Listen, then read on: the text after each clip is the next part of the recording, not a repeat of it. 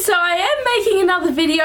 I've had a few that I've been needing to film, but because I wasn't really able to film in Newcastle, the one bit of filming that I did do in that bookstore, I did it on my phone, so that's not the best. But anyway, I'm doing a book review today, and the book review is for The Wrath and the Dawn by Renee Ahidi. I think that's right, Ahidi.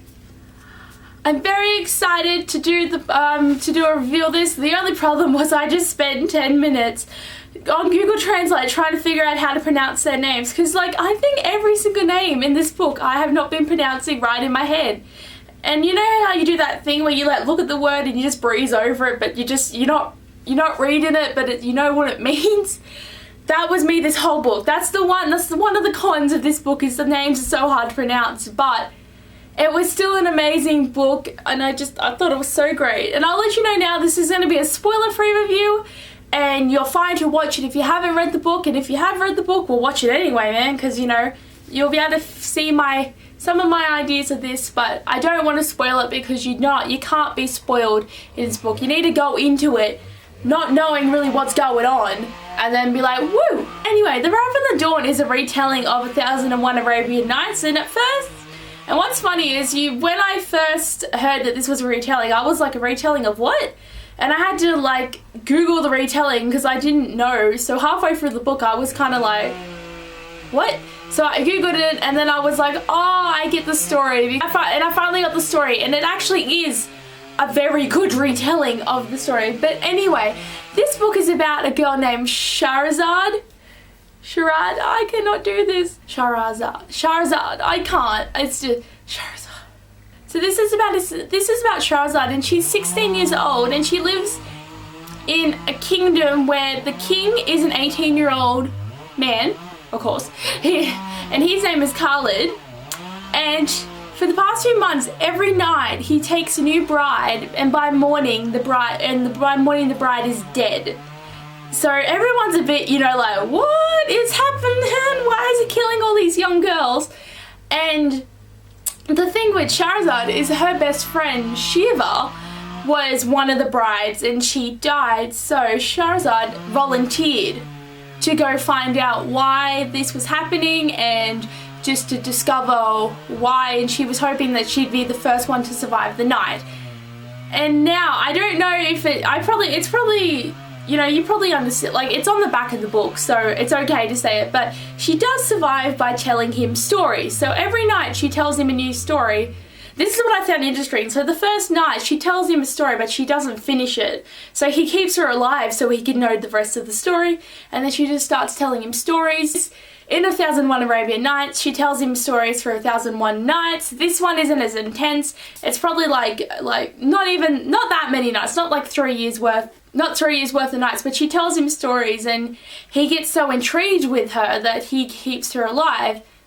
And like as the book unfolds, you start to discover what's happening, and the things and the reason why the brides have to be killed, and you find out you find out that Khalid isn't as bad as he seems, because when you first started the book it just sounded like someone who didn't like his wives and he was just murdering them.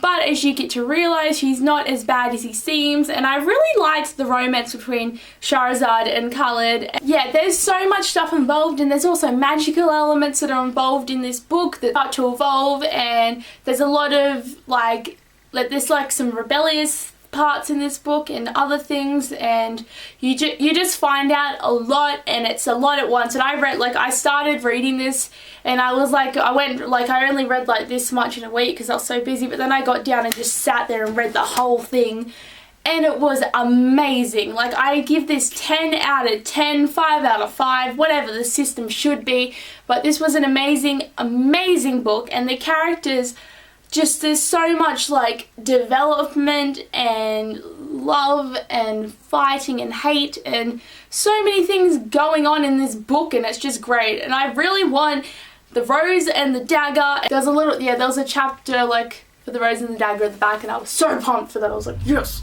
I wasn't left on total cliffhanger, but I have to wait until next May. Next May, that's 7 months away for this next book. I'm just so glad that it's only 2, so it's gonna be a duology, that's the one. I'm like, I keep saying the wrong word, like I go duovarb and I'm like, no, that's the council leader in Roman times, but no, it's a I can't even do it now. Duology. It's a duology, so I'm very excited that I only have to wait for one more book, because if there was more than two, I'd be kind of pissed, because it's like, I need the next book right now. But anyway, guys, you have to read this. It was an amazing retelling, just amazing. And I love the cover as well, because it's like you can see the girls behind. There's not actually holes in it. I'm glad about that, but it's like, woo, woo. And you know what's annoying? I opened it and there was a moth dead in here, and I don't know how that happened, and it's upset me because there's just bits of it stuck inside the book and it won't come off. The life that I have to live because there's moths in my grandmother's house. But anyway, read it, please, guys. But anyway, thanks for watching my video, and I'll see you guys next time.